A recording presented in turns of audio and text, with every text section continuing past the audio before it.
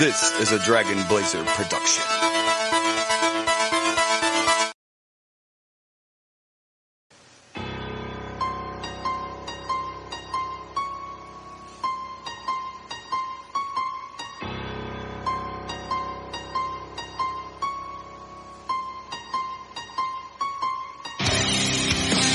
Coming down the aisle, your podcast tag team champions of the world, Boomer and Blaze.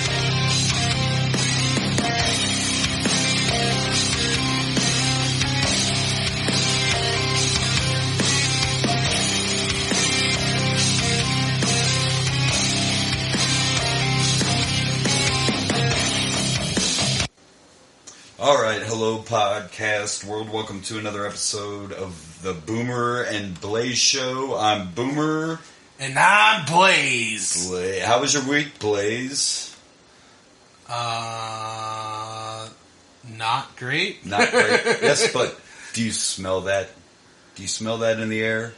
Is something Rock is cooking? It's actually not what The Rock is cooking. It's the NFL, baby. Oh yeah, football! Woo, that's right. Before we get into I'm the not wrestling, super happy right now. As a Bengals fan, I'm really kind of disappointed. Me and Blaze share the passion of the Bengals. We're both Bengals fans for life. And unfortunately, our season did not start off very well. Like, yikes. You know what? Despite that, the Bengals gave up 5 turnovers. We had a +5 turnover differential. We got no turnovers. We gave up 5 and still tied the game, went to overtime, and if it wasn't for some long snapper issues with the long snapper getting injured, we likely would have won that game. Long snapper issues, 7 sacks too, but remember Burrow didn't play in the preseason. And Burrow didn't play, none of the starters. He's not Tom Brady. Like, when you're young, it matters. You know what I mean? Aaron Rodgers can skip it. Tom Brady can skip it. When you're young, it does matter, and it's a new line, pretty much. So I'm not worried. I don't believe they played in the preseason either. Most of them did not. Most of the starters didn't play preseason. There was a stat I saw where 3 out of the 9 teams that did not play their starters, only 3 of them won. Yeah. So, you know, that preseason definitely helps, especially with a young team, which the Bengals definitely are. Still are, yeah. And I'm not worried yet. Burrow's Burrow. It was just the first game of the year. The long snapper thing makes a huge difference. Like, Jeff Saturday was on ESPN today saying, I wouldn't want to have that job. And not having your long snapper can make all the difference in the world. It's harder than you think. I wouldn't want to do it. Oh, no, absolutely. Yeah, but they did pick up one on the practice squad, so we do officially have a long snapper again. We're not getting that long snapper back for a while. Yeah, unfortunately. But, as much as I love to talk about football, this is our wrestling podcast. It is. This isn't Who Dey Bitchin'. That's right. So let's... But I knew we had to bring up the NFL just for a second. Oh, yeah. But we will go past that. We will talk about the week in wrestling. PWI, which is Pro Wrestling Illustrated, for those of you who don't know, released their list of the top 500 wrestlers of the year. And I don't think anyone should be surprised who number 1 is. The tribal chief, the head of the table, Roman Reigns, number 1 in the top 500 wrestlers. And I don't know if you can argue it. I'm not angry like last week. I don't have to yell at Punk, but I'm going to do something else this week, and I am going to acknowledge him right here on the show. I am acknowledging Roman. Acknowledge me. Right now, because he's doing it right. The man has not been pinned since 2019. Well, here's the thing, though. We may not have anything to yell at to Punk, but I feel like we need to yell at Tony Khan. Because I've heard rumors that he may be losing the Young Bucks to the WWE. Well, so rumors are that Kenny Omega and the Bucks both threw some fillers out there to see how WWE would feel about them. even though we're not allowed to have contract talks when you're under contract. But this is all from the Punk thing. And it could get worse. There's actually a third party investigating the situation. There could be lawsuits. It's going to get ugly. It's going to get ugly. Tony Khan should fire Punk right now. He should. Punk could sue him if he does. Fire him anyway. And you take the EVP away from the Bucks and the Elite, but keep them as wrestlers. In my opinion. Somebody involved in that incident is already back, a backstage producer. Can't even remember his name, that's how relevant he is, but he's already back, and they're just keeping it quiet. There's been no new news about it other than it's under investigation. You have to take the WWE threat serious. With Triple H in charge and Vince gone, it's a real thing now. Look how quick Braun went back. Like that. Like, hey, buddy, what are you up to? Right. You know? Tony Khan is losing control of his company. Completely. I've read online this week several people are saying that he should put Jim Ross in charge of talent. You know, you never have wrestlers in positions of power. It's never worked. Tony Khan has to let go. It's great he's a fan. I'm glad we have this other option, but you got to remember you're the boss. I don't want to see AEW go the way of WCW. Me either, and I hate comparing them, but the stuff that keeps happening is just really creepy. Like, they're following so many... The fact that it was on the same network right off the rip was scary. You know, like, that was, like, weird. And then it started by wrestlers, and WCW was infamous, especially after Hogan got there and signed that contract for power. Kevin Nash was in charge. Kevin Sullivan was in charge. Ric Flair used to book. Like, it's never a good idea, you know. I'm just saying. Like, you gotta fire Punk. You gotta fire him. Publicly. And I say that as a fan of the character Punk, Yeah. CM Punk. At the end of the day, it's a business and it's a work environment. The Bucks should not have went to his locker room.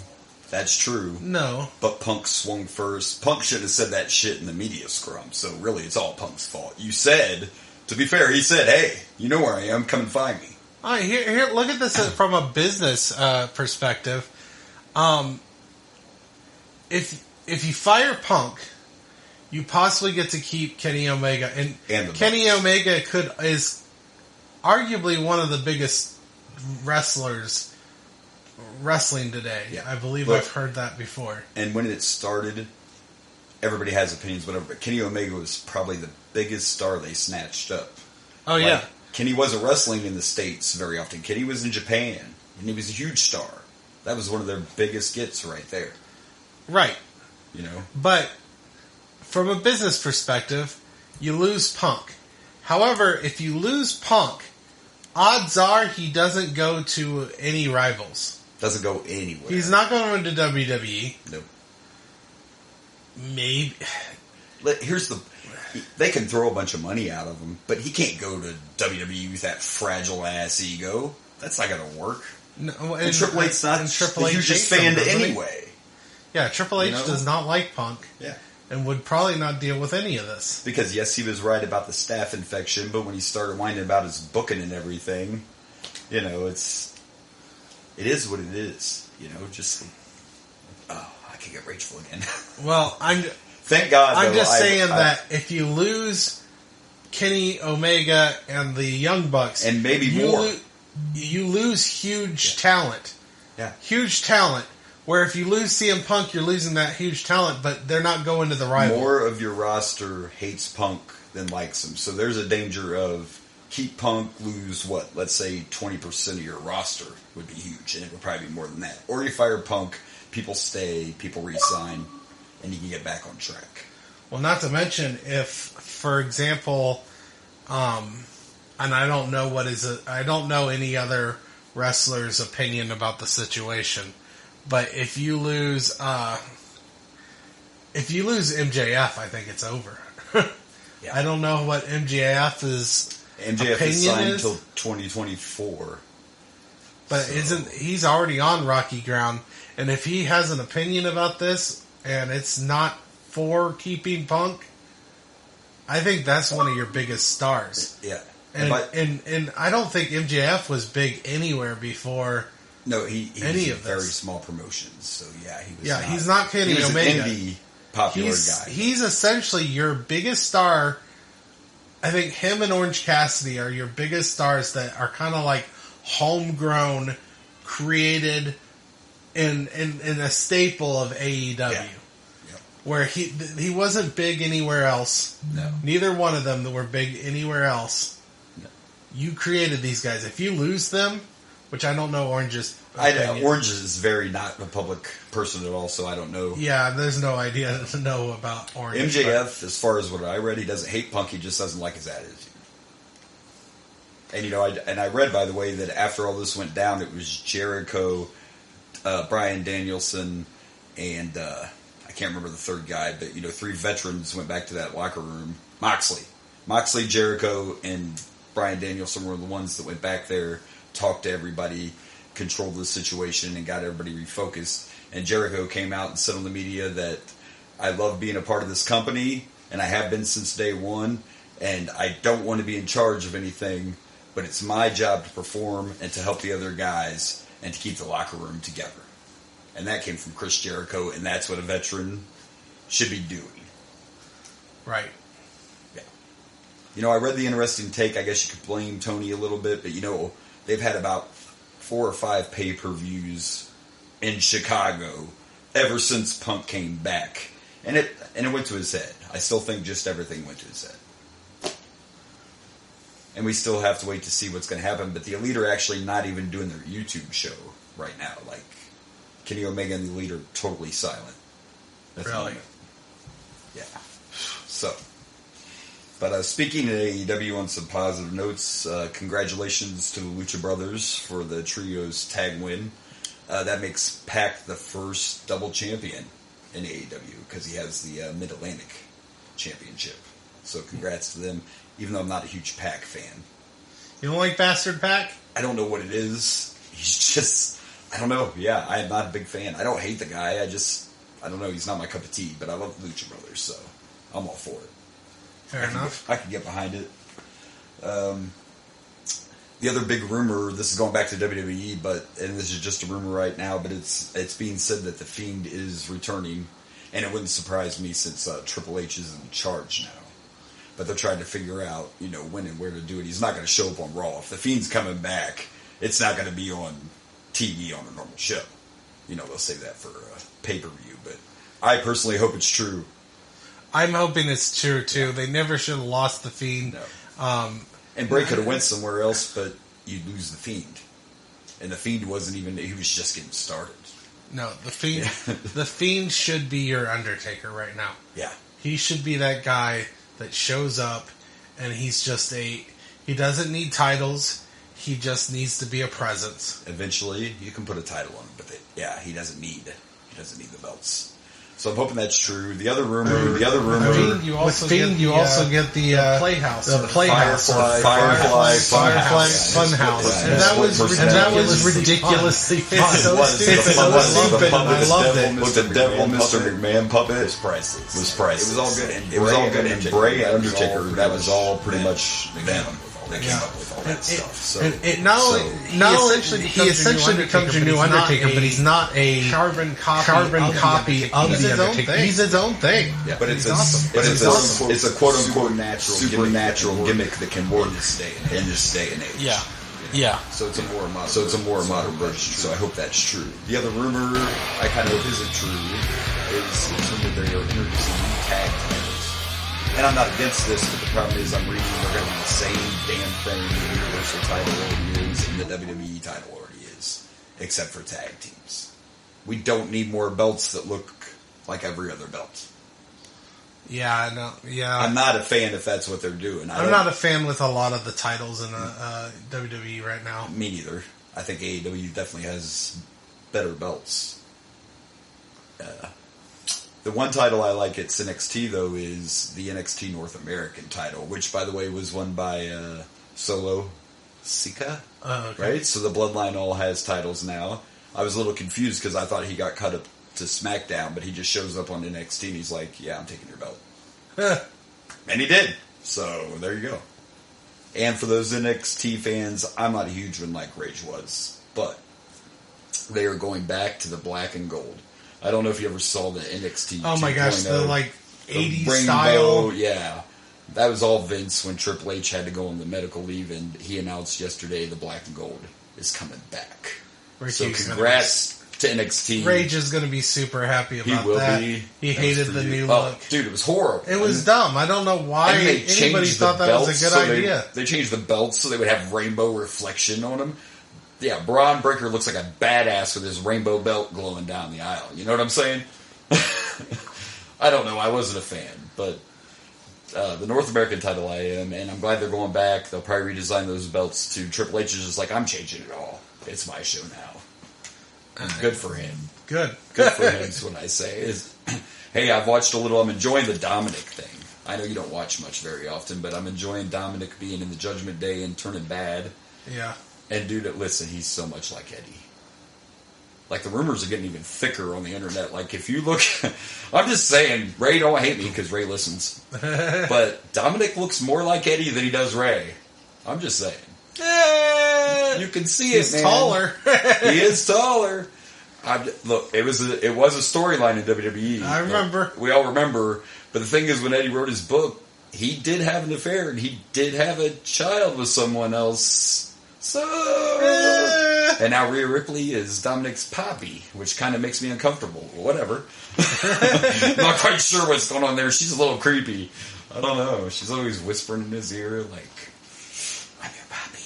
I don't know. It's a little weird, but hopefully Dominic has a good heel turn. Because it always bothered me that he didn't come in wearing a mask. And maybe I'm just because I'm old school. I'm like, you're Ray's dad, and you're not going to be a mask guy. I was expecting some kind of like a half mask or something. Yeah. Something to kind of, and he never happened. Now he's using that as fire for his promos and stuff. Like, I was always in your shadow and all this, whatever. No, your dad was in your shadow because you're like 3 feet taller than Ray is. I don't think he quite meant an actual shadow. No, it wasn't. It wasn't supposed to be so bad. literal. Well, I took it literally. What can I say? All right. I don't know. Do you have anything else new? I think that's... No, the Young Bucks was the big thing I wanted to bring up. Like I said, the social media and stuff, they're being pretty quiet. And they're the Bucks were popular, but they were a foundation of AEW too. Yeah, and I didn't know. I suspected, but I wasn't aware that Kenny Omega was also rumored to talk. Yeah, apparently he did it when he was off. He was just off for 6-7 months because he had the shoulder surgery. So something was already bothering him before he was even back. Wow. Yeah.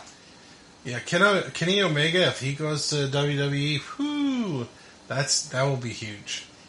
Maybe. And I feel like you say maybe. Yeah, look, Triple H is in charge, but I'm still not 100% confident because WWF sometimes drops the ball when they get guys. Yeah, but you haven't seen how this new... That's true. I mean, we're still new. When Cody came in, he still came in with... Of course, Cody has everything trademarked, but man, he made his debut, same entrance music, still had the American Nightmare logo. They didn't mess with Cody. Unfortunately, he just got injured. Yeah, right. That could take Roman... That's the man that could take Roman down. Maybe. But yeah, I think that if Triple H gets his hands on Kenny Omega, it's going to be big. Yeah. It's going to be big. Yeah, I think so too. I truly believe that he would shoot him to the top. I mean, you've got this guy who is rumored to be one of the best wrestlers in the world. And he does some amazing... I don't know how guys don't die when they take him on. Yeah. That one-winged angel... Man, what's the kick he does? I don't know. He runs across the ring and does that high knee to their face. He does some crazy shit. And he's a great wrestler, for sure. I mean, I've heard rumors that he's considered one of the greatest. But so imagine that being in WWE. Like, AEW has a very, that's big. That's one of the reasons AEW is... Look, I think Kenny was the best champ so far. In my opinion. But I love heel champs. anyway. Right. But, well, I like Jericho too, but that's the Omega was. Everybody loves Jericho, and he was the first. I wish he would have been in shape like he is now. Right. When he had the title, he looks like he's trending again now, but just saying. Don't hate me, Jericho. Oh, I also heard that a Fozzy song is on the charts. It is. Yes, it is. I did see. I forget what the name of it was. Me too. But it's not Judas I this just time. I kind of just was scrolling and saw something about how one of his songs is on the top 100 charts. I actually shared that on the Boomer and Blaze show on Facebook. That's probably where I saw it. Was you shared it on the Boomer and Blaze page. The Boomer and Blaze Facebook page, official page. You should check that out. It's where you go for all your wrestling knowledge. It really is. Like, I'm just saying, you listeners, if you haven't checked it out. TM. Yeah. Trademark. No. Someday. We don't have the money for that. But if you want some good wrestling knowledge, that's right. Boomer and Blaze Facebook page. Right. You get daily wrestling history, you get updates and funny stuff and videos. You should check it out. For sure. For sure. Real quickly, the only other rumor I want to talk about, it's not a rumor, but now WWE wants to remove one of the championships from Roman, but they don't want him to lose, so now they're like, we don't know how we're going to do this. How do you strip him of a belt, but not have him lose because they want him to stay undefeated till WrestleMania? It's not in concrete, but it looks like we're getting Rock and Roman at WrestleMania, but they want 2 champions for the WrestleMania season also.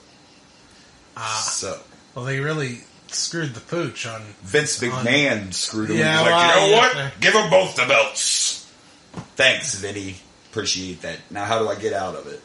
Well, in fairness, Vince McMahon was having his dick sucked at the same time. His head was not the right head thinking. Spent some of them funds running your company instead of getting blowjobs. But what do I know? But yeah, I mean, that was Vince who did that. The talk is Triple H just thought about the simplest solution would be draft the belt and not the champ. So in other words, say, Roman, if you refuse to wrestle on Raw, I'm taking the WWE Championship. Yeah, they'll have to do something. They got to do something. They don't want to. That's why Drew didn't win. They wanted Drew to look strong, but they want Roman to keep going on the road to Mania. So it'll be interesting to see. So yeah. What if they have like a storyline where Roman just throws one of the belts like, I don't need this. Like a Medusa. I don't give a crap. I only need like, one belt. I'm head of the table. Yeah. Forget this belt. Yeah. It could be his way of spitting on one of the belts. Yeah. And maybe somebody could pick up the mantle and be like, no, this is worth it. I know what the other one that was thrown out there is you have a title match, but not for both, obviously. Like, you have a WWE Championship match, you have Theory cash in, pin the other guy, because you know if he cashes in, it's a triple threat. If he cashes in during the match, so you could have Theory cash in. Yeah. Well, why did it take us this long to figure? Well, that was the other. I read these. These aren't my ideas, but those are the two, ideas that I read. Yeah. Because they're not technically the same. They're not one title yet. They technically aren't. Now they're announcing it like that, but they are still 2 separate titles. So have a WWE Championship match, let Theory cash in during the match, and there you go. Makes sense, and you don't have to do some shenanigans like I'm taking your belt. Well, or you just can. But. Or just do a triple threat for one belt and just make sure Roman's exactly. Either way, just do a triple threat. Or fatal 4-way. Exactly. Or do any multi-man match, put one title on the line, and then Roman and doesn't just have make to sure lose. Roman doesn't. Look at that. We just wrote for you, Triple H. You could even have a Roman where he's like doesn't care and just walks away. Right. Well, and the other one I read was someone said, well, you could have one of the Bloodline substitute wrestle for him. That would be some old school stuff that I haven't seen in years. Like, Roman couldn't be here, so Jay's defending the championship, Hey. They could do something. Yeah, they'll figure it out. Just got to keep the head of the table strong so The Rock can come whoop that ass in Hollywood at WrestleMania. I love The Rock, but is that who we want to finally defeat? I don't think Roman he will. Reigns? I don't think he will. I just think they want this match. To be honest, if they really have this match, I don't think you need the championships, but it's WrestleMania. No, I'm cool with Roman Reigns versus The Rock. But considering Roman Reigns hasn't been pinned for, 2 years, 3 years? He has not been pinned since 2019, and you'd never guess who the last person to pin him was. Oh, who was it? Baron Corbin. Happy Corbin? Before Happy, but yeah, Baron Corbin was the last one to pin him. It was at Extreme Rules, and it was an Extreme Rules match, and there were shenanigans, but still. But it was before Head of the Table. It was way before Head of the Table, yeah. Was he still a face? Yes. Ah. Yep. That's the last time Roman was pinned, so there you go. There you go. Wow. Well, I don't have anything else. Are we ready for In Your House? In Your House. This is going to be a little weird because it's a little bit shorter. We are ready, except I'm going to throw out just a couple things before we start. Oh, he's bringing out his notes, people. Look, I'm going old school. This guy's like... He's like... He's pushing up his glasses. All right, 1 second. Fuck this guy over here. Look. I'm the only one with glasses here, so... I bring a notebook and a pen, and he's like, are you living in the 1800s? Your laptop's right on the floor. Or phone. Or phone. I'm old school, whatever. We have notes on our phone. That's what I use. You know. So at this point in 95, they have now added King of the Ring. So they're considering they have the big 5 pay-per-views, Royal Rumble, WrestleMania, Survivor Series, SummerSlam, King of the Ring. And so the plan within Your House was, In Your House would happen every month in between the big 5, and we'd have pay-per-views all the time. Back at this time, most pay-per-views were around 3 hours long, and they were $29.95. In Your House was 2 hours or less, and it was only $14.95. Oh, well, hell. So cheaper pay-per-view, fewer matches, and this actually... The legit reason they started it was to compete with Clash of the Champions. I don't know if you remember those, but WCW used to do them on TV for free. Oh. But they were like specials. They were almost like pay-per-views for free. Vince, was like, I can make money and beat you, whatever. So we get In Your House. And in this one, we were actually giving away a house. I remember when I was a kid, I remember watching one of the In Your Houses, and I can't remember which one it was.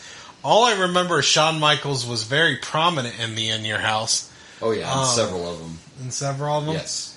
I remember going to a friend's house. I don't even remember which friend. I think it was like an old friend of a family. He calls me the old guy and he can't remember anything. I'm old. I can't remember crap. What am I going to say? But yeah, actually, the first Hell in the Cell comes from In Your House. Really? Yeah. Bad Blood is the... Yeah, so... I'm still looking forward to the first triple threat. Yeah. That will make things really exciting. I love a good triple threat match. Yeah. But I actually remember this giveaway because I got a subscription to the WWF magazine for my 15th birthday, so I got an entry form from being a magazine subscriber. I don't know if they stuck them in the magazines on the shelves too, but it was, as long as you got a magazine and got that form, it was free to enter the giveaway for the house. So. We'll talk more about that later. Let's see what happens here. It's 1995, In Your House. Alright, so we start out with a video package, of course, with the WWF logo and some cheap 90s porn music. And then we get a video montage of all the matches that'll be taking place in Your House. And at the end of it, a thing, of course, about how they're giving away the house in Orlando, Florida. So we go to the ring for our first match, and coming down the aisle is none other than Hakushi, the Japanese warrior, Raiden from Mortal Kombat. And Blaze, no recollection of Hakushi, huh? No, not at all. I recognize Raiden from Mortal Kombat. Right? Yeah, Hakushi wasn't around long, but he was actually a big-time star in Japan at this time, but, I wasn't watching Japanese wrestling. So Hakushi, the Undefeated, comes to the ring with his manager, Sinja. I believe I'm saying that right. Ninja with an S at the beginning is what it sounds like they were saying. I don't know. Sinja! With his white face paint and his lovely stash and beard. But, they come down, and his opponent is Bret the Hitman Hart. Isn't that technically kabuki makeup? I believe. Look at this guy with his knowledge. Hey, this guy knows a thing or two, though. I remember Sergeant Kabuki Man NYPD of Trauma filmed. I think you might have done Kabuki. Look, you knew about the kimono the last episode. Now you know about the Kabuki makeup. Are you hiding something from me, Blaze? I don't know.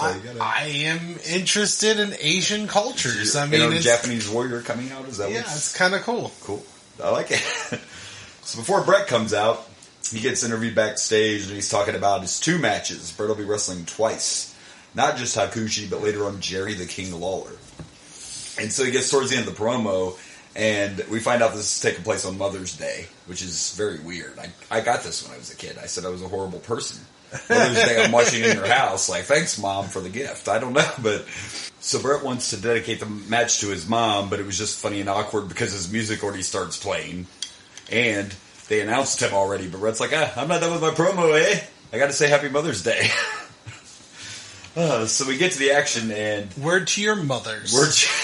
Happy Mother's Day, Mom, eh? I don't know. Maybe he got her some maple syrup for Mother's Day. Do you think that's... No? You know what I like to put? Every Mother's Day needs a Mother's Night. If doing it is wrong, I don't want to be right. Wow, this guy over here. Calling on you because I can do it myself. Sorry. Anyway, what is happening? Continue. Where are we going right now? So, this is our kickoff match, and to be honest, it was not... I like this match. I enjoyed this match. This match is probably better than almost any match we've watched on the last 2 episodes that we have done. Even better than the Blue Brothers? That was a thing? I forgot about the Blues Brothers. The Blues Brothers would have been a better option. Absolutely. Look, Hakushi was doing some killer stuff. And what else are you going to do? You have to Google this guy, because what else are you going to do if you tattoo your entire body with Japanese words? You don't have a lot of options as a profession, do you? And those were real, by the way. I don't know if you wondered that during the match, but that's legit. Yeah, it was... His chest, a lot of work. Face, head, like he is completely covered. And who knows what it says. That could be the scary part. But, it says, I love my mom. So early on, they're dancing around, and one little thing I saw early that I enjoyed is, I think Brett went to hit a move, and Hakushi did a cartwheel and just totally dodged Brett. And Brett got this shit-eating grin on his face, and then gave the little golf clap. Like, nice move, little boy. Nice move. So they're going back and forth, but I noticed every time, man, this guy hit an Irish whip, it sounded like Brett's back broke. Those Irish whips were intense. Maybe it was just the whip. But man, every time it was just like thud, thud, thud. Intense. And then we can talk about Shinja. Yeah, what about him? There's several things about Shinja in this match. Like the spot where Bret Hart gets thrown out and the ref's back's turned, and here comes Shinja, just starts stomping away on Bret while he's down on the floor. Bret asked for that. What did Bret do? There was clearly a bug on his chest, and Shinja was just trying to help Bret out by taking it out. Give me a break. I saw no bug. You're calling him an exterminator? That's right. He's an exterminator. He was helping Bret out, stomping that bug. Stomping a mud hole in his ass. I believe I heard Bret ask him for help. Sure, yeah. I must have missed that part, too, when he asked him for help. This guy over here. Well, what about the next incident? What about the next incident where Shinja distracts the ref? Rikishi's got Bret in the corner, and he's choking him from the top rope. Choking him. Giving him a hug. Giving him a hug. Oh, does he need consoled after the bug incident? Absolutely. Sure, that had to be what it was. He was attacked by a deadly bug. I mean, wouldn't you be scared? Oh, yeah, I'd be really scared. I noticed Shinja gave him a hug, too. I don't think he needs all this hugs, and they're awful funny hugs from behind with your hands around the neck. Hugs, not drugs, kids. Hugs, not drugs. Oh my gosh, this guy over here, we got our Shinja fan club in the house. So after the hug, he takes him and he Irish whips him hard to the corner again, and he does this back elbow flip that he stole from the Great Muta, by the way. So now he's stealing moves too. He can't just give out hugs and bug squashes. He's got to steal moves from people. What? You know, when a good guy does a move and steals it, it's honoring that past wrestler. A heel does it, and you're just like, he stole it. Well, the fuck is this shit? Well, I mean, did he ask the Great Muta if he could borrow it? I don't know. Did he? How do you know? Do you know? No, I guess I don't know. But maybe he did. Maybe he did. But I don't know if... Anyway, Bret asked for a bug to be stomped out. That kind of shit he's throwing out here. This guy over here. What about when Bret finally got his revenge? Not only did he take Shinja out, he dove through the middle rope and took that guy out. That was just rude. I thought Bret Hart was a Canadian, which means he's like really, really, nice. I thought Canadians were nice, and he just attacks Sinja for doing nothing but giving him a hug and killing a bug to save his life. Killing a bug to save his life. That is so rude of Bret Hart. What? That is not what Canadians are about. A boot. You're giving Canada a bad name by being a bully. I thought it was great myself, though. I think he deserved it. Maybe Sinja had a bug on him. Did you ever think about that? I don't think so. I didn't see a bug. I saw no bugs. I think you're just making stuff up. Maybe, maybe not. But either way, Sinja deserved it. That's all. Bret deserved it. You were right the first time. This guy caught me in a pink. Not all Canadians are nice. How about that? Well, clearly not. Bret Hart sure isn't. That man saved his life, and he just attacks him. Saved his life. Saved his life. I'm sick of this guy already, and we're only on the first match. Well, besides all of the helping and the hugging, we got to talk about a spot we both liked, and that was the suplex. Holy shit! Wow. That is the fan reaction if it was today's audience. Holy shit! For sure, because Bret with the suplex. Oh my gosh! And they both went completely over the top rope. Not one of them, and stayed in the you'd have to see it. They were in the formation the whole. Normally, you see this spot, and you bring that suplex up, and then you toss them over. Yeah. Exactly. And no. And he didn't even break the suplex. Bret Hart just goes right over the rope, both of them. Like, that had to have been dangerous as fuck. Oh, it had to be. And maybe it was some miscommunication, because I did hear, and maybe that's why Hakushi wasn't around long, he didn't speak English. So sometimes... he was probably telling Bret, this is fucking bullshit. What the hell did you just do? They were probably both shitting themselves. It was intense, but it was an amazing spot. Oh my gosh, it was impressive. It was amazing. But I don't think that was... I'm not sure that was meant to happen. I had never seen anybody do a suplex over the rope and both go out. No, and there were a couple of botches, but nothing major. And if it was a botch, you couldn't tell. It looked great, so it's fine. And of course, Bret went for the sharpshooter. We got some more distraction, and they went back and forth. In the end, we got a victory roll up by Bret, but I didn't hate it. I thought that little ending sequence was pretty good. Okay, let's... Did I miss something? Oh, here you go. No. The victory roll-up I actually liked in this match because it made sense in the story of the match. You had Sinja helping out Bret constantly, and wow. And so Bret wasn't able to get the sharpshooter because Sinja kept on getting on the ropes. So you have Bret doing a quick and fast victory roll-up to get the win out and get out of that match because he's got a match later on.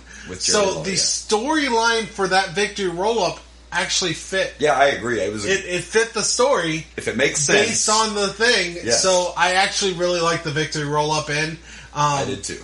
They're okay when they're done right. Yeah. Unfortunately, a lot of these early shows have a lot of them. They have a lot of old school's victory roll up. But usually, I think that's why they call it old school, is because in the old school days, and we're in the they used them a lot. Yeah, a lot. And there were a lot of that. There was a lot of arm drags, all the old school technical stuff. Overall, I like a good arm drag though. It was a good match. And the arm drags were cool.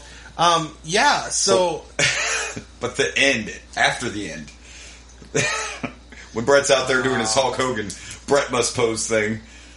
So Bret goes to get out of the ring, and he got caught up in the rope a little bit, and we can't see it because the camera's way back, but you can tell he wiped out, and now all of a sudden he's limping back to the locker room. So he hurt his knee. All I gotta say is that this is a work. It was a stupid way to do it. Yeah, I believe this is to tell a story, but why do it like this? You had Sinja there doing things. You had clear heels going on.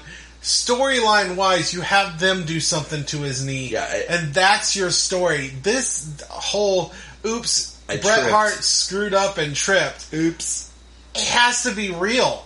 Because if it's not real, it's really fucking stupid of a story. See if I can find it. See, I usually know all this stuff, and I from what I remember, I think this was just because of that. But like you said, Shinja could have took his knee out at any point. Anytime. Any point. There was plenty of chances. There was plenty of ways that they could have made that work.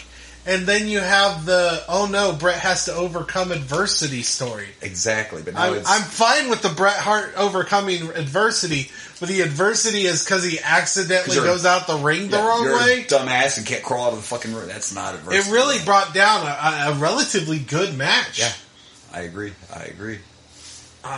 So good. I'm giving this a 3.5.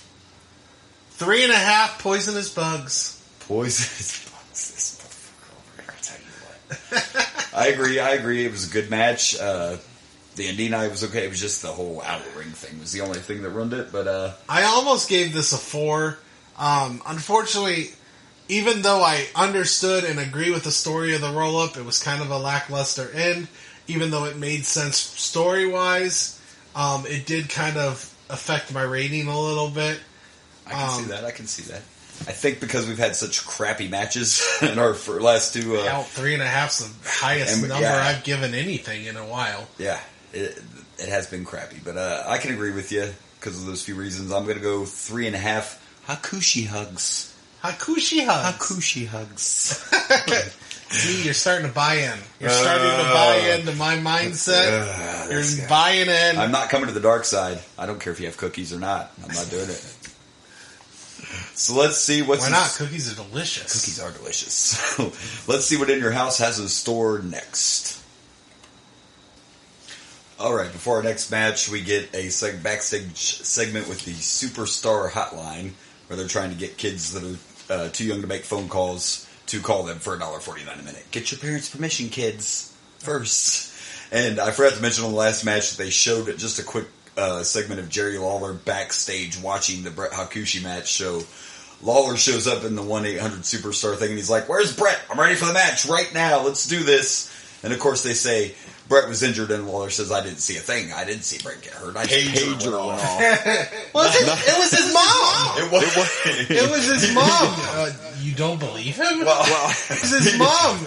You don't believe him? Well, no, I don't, and I had to laugh because it was a pager, but we are in our time machines. This is 1995. He's like, "Oh, it's my the Hitman."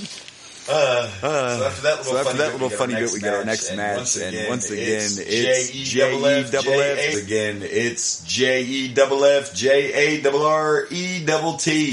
But this time, Razor's tired of the bullshit, man, so it's a handicap match. It's Jarrett and the Roadie against Razor Ramon, and the title is not on the line. He's taking on two chicos. And they actually tell us that the kid's injured, and before, right before Razor came out, or maybe when Razor was coming out, they were trying to talk to the 1-2-3 kid on the phone, and I couldn't make out anything he was saying.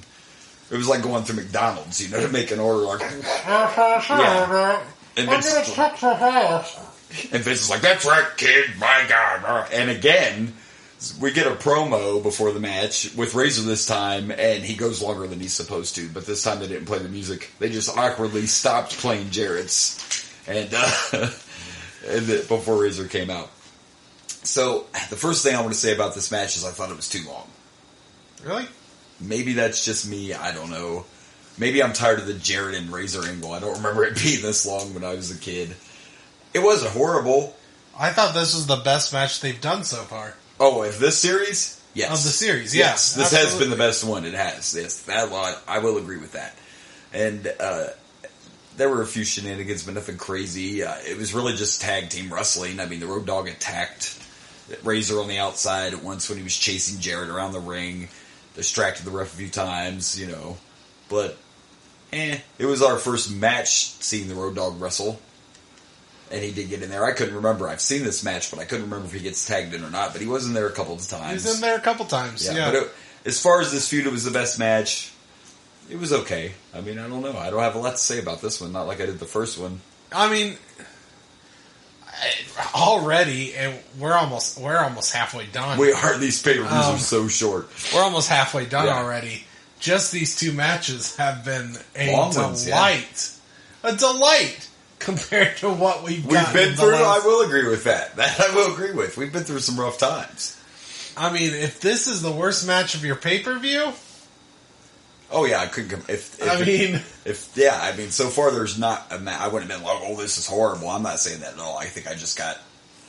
But as far as quality and everything, it told a good story. Razor was getting beat up really bad, and every time, that he got a big move, both men would be down, and the one guy, Jared or Rhodey's going for a tag, and Razor has no one. It told a great story.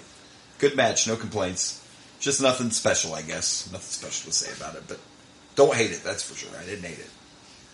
I'm going to give it 2.5. Oh, you didn't know? No. I'm going to go ahead and give it, like I said, I can't complain. The finish wasn't bad. I'm going to give this 3 Chicos. Oh, you did know. I did know? You did know. How did I know? All right, so let's see what's next for us on In Your House. All right, so before our next match, we get another backstage segment. Lawler is crying now to Jack Tunney about wanting to have his match with Bret Hart right now. He doesn't want Bret to have a break. He wants it right now. Jack Tunney, talk about a flashback. The president of the WWF. Do you remember Jack Tunney? I remember him. Times, yeah. He was. But yeah, Lawler wants his match now. He doesn't want to wait for Bret. He wants to do it right now, right this minute. Yeah, well, Yeah, he's excited. He is. He's excited. He wants to make sure Bret's okay from the bug incident. Understand. So after that, our next match is actually a King of the Ring qualifying match, and it is Mabel of Men on a Mission against Adam Bomb. And Adam Bomb had a pretty cool entrance. Yeah, he got like a little bit of a mushroom cloud. We got a nuke cloud. Might be insensitive, but I thought it was cool. It would get canceled today. But back then it was fine. Yeah, it was cool. Yeah, I don't know why Adam Bomb wasn't around longer. I thought he had a good look, big guy, he could move. He dominated most of this matchup with Mabel, and he even did a diving attack outside. Yeah, that was cool. However, his slingshot clothesline, little weak. Little weak. He missed. He missed. Yeah, it was like Mabel wasn't close enough for that to work. No. And then you had the great kick from Mabel that Vince McMahon said was devastating. Oh my gosh, Mabel just was tall enough to lay on his back and then get a foot up. That was his kick. It was a little bit of a rough kick. The real question, though, I have about this match, and you're an expert when it comes to managers, what was Mo doing? Not a damn thing. I know. Really. Like, what the hell? There was no... At this point, like, okay, so I'm not watching the Raws in between, and I wish I had the time for that, but Oscar's gone, which was their real manager who rapped, and Mabel's now turning bad, and they're still saying they're Men on a Mission, but Mo is in street clothes and just stood out there with his mohawk. Well, in fairness, when you have someone as huge as Mabel, do you really need to cheat? No. Mabel is massive. And even though it was a quick match, and you actually corrected me because I tried to call it a squash, and it wasn't. I like the way it went down because Adam Bomb pretty much dominated everything, but then Mabel caught him in midair and just said, "Okay, fuck you," and laid down. Like he just crushed him. He just crushed him. I mean, it wasn't like spectacular, but it was all right. No, but even when he hit it, I said it was over, and I didn't know. I don't remember this match at all, but I'm like, yep, that's it. It's over. He's not getting up from that. I mean, we've had some weak. I never thought that there would be a match that focused only on Adam Bomb and Mabel, but here we are. Here we are. But it was a King of the Ring qualifier, so we do know that we will see Mabel in the King of the Ring tournament. Oh, I actually missed that. That's cool. Yeah. Cool. So, yeah. So that made it make even more sense, actually. Right. Yeah. That's why they threw it in here. But you guys have, let's see, we've already had one King of the Ring, right? You guys already covered. Yeah, we got to watch one King of the Ring. This will be the second one. This will be the second one, and it's still a big deal. So they had a qualifier, in your house, and I like it. I dig it. Yeah. Quick match. Wonderful. We'll get another one. Fun match. I remember Mabel being really bad. He didn't look too bad in this match, but Adam Bomb carried most of it. Yeah, Mabel. He was fine. I mean, he did what he needed to do as a big man. I mean, there was the weird kick. But you know what? Hey, kudos for trying. Yeah, he's a big guy. He's a big man. He don't look as big as Yoko, but that's because he's taller than Yokozuna. But he's got to be up there in that same 500-600 pounds, I'm guessing. Oh yeah, he's big. For sure. So, not bad. It was decent. I didn't hate it, but is what it is. I'm going to give it 2 mushroom clouds. 2 mushroom clouds. I give it 2 failed enziguris. That's what he was attempting, and it was more just like lay down kicks. I couldn't call it that during the thing because it did not happen. That's not. But on a side note, I want to say like these Jerry Lawler's gold. I just want to mention that. Real quick. Jerry Lawler is great, and these few little backstage teases, I'm enjoying every one of them. Where he's just like, come on. Yeah, he's been like the focus of this pay-per-view. He has. It's like we haven't even seen Bret Hart since the first match. Nope, not. But we're seeing Jerry the King Lawler all over the place. You would think that was the main event. Oh, I forgot to mention that before this match, we got a video package of Sid and him just destroying everybody that he came across. And him with his awesome theme music that sounds like a horror movie. Look, that Psycho Sid's WWF theme is the best one he ever had. I love that music. I liked it. And it showed a little clip in there, I'm sure you saw at the end, where they showed him powerbombing Shawn, and Shawn was getting carried off a stretcher. Shawn's legit hurt at this point, and they needed to write him off TV. Oh. So Sid turned on him and powerbombed him 3 times. We're not getting Shawn at this in your house? We're not getting Shawn at this in your house. Sorry. It was supposed to be Shawn and Diesel, but because of the injury, they had to change things, and Sid ended up joining the $1 Million Corporation, and it was a plan all along, is what they're telling us. Like Ted had any idea how or what his injury is? It was his back, but this was not when he broke it, but it was a back injury. Gotcha. So that is why we were going to get Psycho Sid versus Diesel in our main event. Gotcha. Let's see what's next. Alright, so I guess before I can explain this segment before the next match, we forgot to mention after Jeff Jarrett of the Roadie lost to Razor, they started beating him down, and for some reason Aldo Montoya came out to try to save him. He got beat up, and then some guy that nobody knew came out and just started whooping everybody's ass. Quang! Yes, Quang without the mask. It was funny, too. I don't know how he missed it, because they wanted us to believe like he wasn't a wrestler or something, even though it took him forever to get him out of the ring. But anyway, before the next match, Razor is backstage, and here we find out this is Razor's buddy from the hood, I guess, Savio Vega. Or Quang, which is... Quang. We're pretending Quang didn't exist. Yeah, and the Godfather's going to be really mad. I haven't got that hate mail yet, though. So our next match is for the tag team titles. It's a rematch from WrestleMania, and the Smoking Guns we don't see their entrance. We just see them standing in the ring with the music playing. And while this is going on, here comes Jerry again. He's trying to get in the ring. He wants to wrestle. Forget the tag team match. Where's Brett? I want to do this right now. So far, Jerry the King Lawler has been in between every match. Every match. He has been in a segment, the whole night. Like, it's great stuff. Like, Jerry Lawler is an amazing entertainer. We'll see how the match goes when we get to it. But, and of course, the Smoking Guns their opponents are Yokozuna and Owen Hart, accompanied the ring by Mr. Fuji and James E. Cornette. Well, we got a Bart and Billy Gunn for our appointment today at 6 o'clock. Is that appointment? Check. Is that appointment for death? Appointment for death. Appointment for death. I think Bart died in this match. Yeah, Billy died in the first one, and somehow was there again, and Bart died this time. And he was resurrected. I forgot how much I liked Yoko and Owen as a tag team. This was not a long match, but it was a decent match. It was a good match. Owen and Yoko tagged often, and the Smoky Guns had some good moves again. They weren't a bad tag team. It was 1995, and no one wanted Cowboys anymore. Like, nobody wanted Cowboys. Like the pew pew coming out and all that, those mullets. Like, it was just too much. Yeah, it was too much.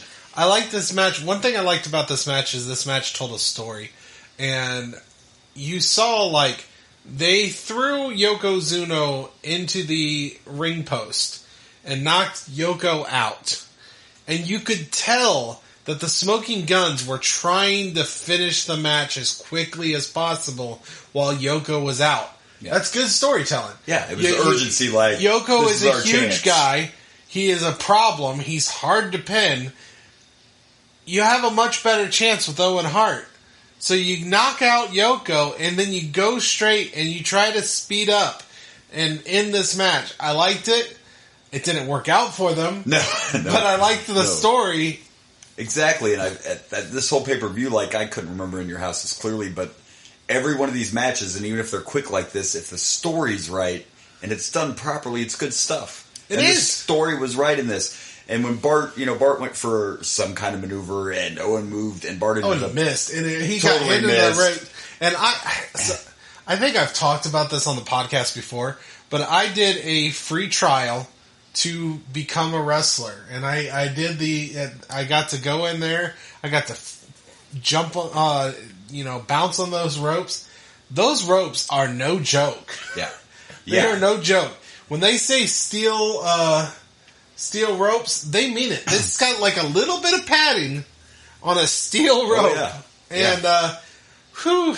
And I also, it was about 7 years ago now, but I also went to the local school here and did a tryout and stuff. My back looked like I got whipped with an actual whip. Oh my gosh. Like a bull whip.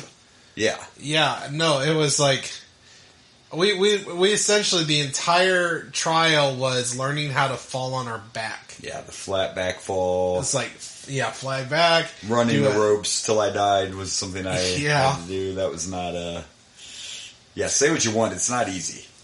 No, I mean, if there was ever a thing for me to realize that, these guys are, athletes. Yes. Athletes. Yes. Because none of that was... Even the actual ring, that quote-unquote ring mat, the ring hurts. Oh, I was sore for about 2 weeks. Yeah. I was sore for 2 weeks. Now, I wasn't able to continue it because I'm poor. I couldn't afford it. But I enjoyed the experience. Yeah, it was on my bucket list, and maybe I could have swung it, but I found out that day that I don't have cardio anymore, and I was only 35 then. Like, I couldn't breathe. Now, did you do the local one with Jimmy the Nightmare Lee? Yes, I did, and he was there that day too. Yeah, yeah. And said I was accepted, and I said I can't breathe, and I don't have the money. I can't breathe. I can't afford to kill myself. So I checked it off my bucket list. Okay, I tried. I can say I did it. Well, I wouldn't mind if we can make it happen, because I'm friends with him. Yeah. And I would like to interview him. Oh, I would totally. I would like to get him on the show and talk to him. Yeah. And see if we can get that happen. I'm friends with him. I think I can make it. We've talked about this before. Yeah. And he has said yes, but it hasn't worked out so far. Right. So it may never happen. He's a local wrestler. I mean, I guess if you're listening to this in like Zimbabwe, you might not give a shit about a local wrestler from Ohio, but that's right. Here he's kind of a big deal. I mean, locally. Yeah. And there's been some stars that went through that school. Oh yeah, he's an indie legend, for sure. Madman Fulton is one of the bigger ones. Yeah, yes, he is.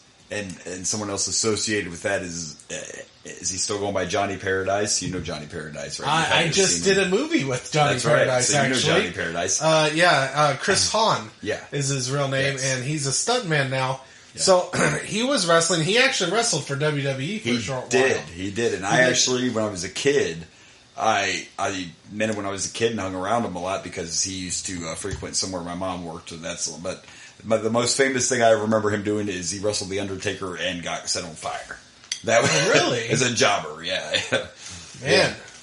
But so we got a little bit of local. We know some people. Yeah, no. I just did it. I was an extra in a movie, and he's a stuntman now because he had a tumor, unfortunately, which ended his wrestling career. He can't wrestle anymore, and now he's a stuntman. Nice. He was in the that one movie on Netflix, I want to say Red Notice or something like that. The Rock's movie? With The Rock. Rock and Ryan Reynolds, yes. Ryan Reynolds. Red Notice, you're right. Yeah.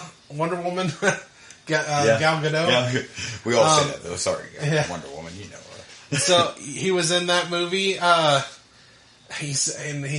We were talking about it, and he told me that, The Rock is one of the most humble men he has ever met. Because he's like, I was on that script, or on that script. He was on that script? He He was on that movie. Yeah. And The Rock was the type of guy who would go up. He would go to the garbage man, like, "Hey, how you doing? You're doing a great job. I'm very proud of you." Like, he would go to everyone. He didn't care who you were. He wasn't too, humble to be like, "Oh no, you're beneath me. I'm not talking to you." No, he would talk to everyone according to. And he comes across that way. That's the. I mean, this is twice. I mean, we did an interview with Chris Holyfield. Yeah. And he also mentioned how awesome of a guy The Rock was. That's twice on this. I've talked to people that have met The Rock and found out he's just such a good dude. Never forgot where he came from. It's probably a big part of that. Yeah. The Rock just stays humble. And I enjoy Young Rock. I don't know if you watch it. I love Absolutely, Young Rock. and it's great. Young Rock is fantastic, and we're starting to get to the WWF years. Yes. So it's really cool. It is. I really enjoy it. Me too. Look, I love everything Rock. That's just... The Rock... Look, I have his shoes on right now, if you're not hip to that. I got on the Under Armour Rock shoes. This energy drink I'm drinking is Zoa by The Rock. These are free plugs. We don't get sponsored. So yeah, I'm all about The Rock. Well, he's humble, so maybe eventually he'll sponsor us. Because I'm sure he listens. The Rock says the Boomer and Blaze show is the greatest show of all time. I like it. I smell that if The Rock's cooking that up. That's great. Was that The Rock? Was that The Rock on the Boomer and Blaze show? Where? Are you hiding him? What? I didn't know we had room in the well, we can't tell you where we are. It's secret. No, it's in the studio. Yeah, it's a secret location. This is the internet. Fuck you all. You don't the need internet. to know. You don't need to know. It's like the Bat Cave. We cannot let you know. Cave. Yeah. We don't want to get hoarded by all the crazy women and stuff. It's just nuts. Okay, but where we are is not. That address is. When you say it like that, let's go.